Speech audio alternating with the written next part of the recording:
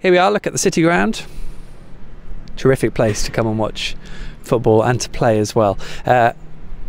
Except if you lose, of course. Norwich going down 1-0 here to Nottingham Forest. Probably two aspects to this. There's the game that Daniel Farke commented on, and then the one I saw. Daniel, very positive. I think he wanted to get the message out that after all the disappointments in performance against Barnsley at Carrow Road on Saturday, in a game which they drew on 1, this was much better. And he's right, it was a better performance. Norwich moved the ball around much better, created probably better opportunities, were a lot more energetic, a lot more positive. And that, of course, being away from home against a pretty decent Forest side, to be honest. There's quite a few players there that I like. Mackay and Kieran Dowell are both pretty handy. And Mustafa Carriol, when he came on, I think was causing terror for Ivo Pinto and a few others with his pace. So a really bright and breezy side, Forest, and you had two teams playing a very similar game, and actually at times Norwich did look like they were better at it. Their pressing was more successful, they were moving the ball better, and they were better in possession. The problem is, and Daniel was right in that regard, the problem is that it was a better performance with a worse result at a tougher place, admittedly, but on a tougher fixture.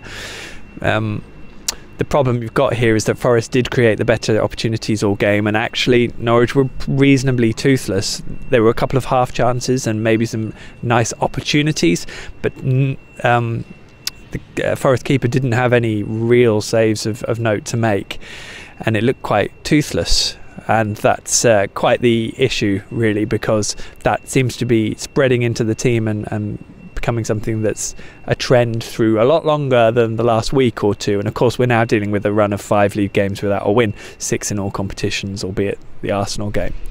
So it's making things difficult, it's making things tricky, it's putting the fans on edge. And again, almost 1,500 here at Nottingham on a midweek Tuesday with a hellish journey because we were almost late. You know, and all the goodwill that was there before, it's difficult to find it at the moment. Even those who are positive are concerned. They don't necessarily want a change, they don't feel that it's the wrong path, but they're worried. And it's a shame, because we're used to seeing a really effective Norwich side, even when maybe they were effective at home and not away, or vice versa. There was a real edge and quality to what they were doing, and there's quality in bits, but there's a shortness in quality defensively still. A big worry really with Tim Closer going off at half-time with possibly a hip injury, and we'll have to see how bad that is. He could well miss Saturday against Preston.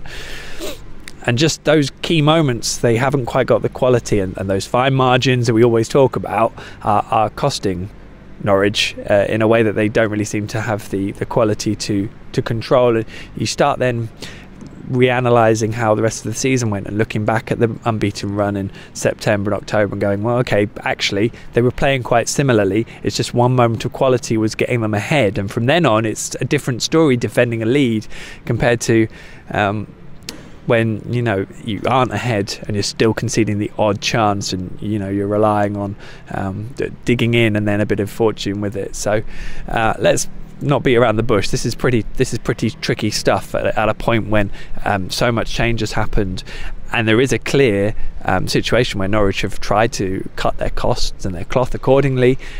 And looking at the players that they're bringing in, they're not providing the same quality football that Norwich fans have been used to, not just the last 2 years, not just the last 2 times they were in the Championship, but the last 7 years.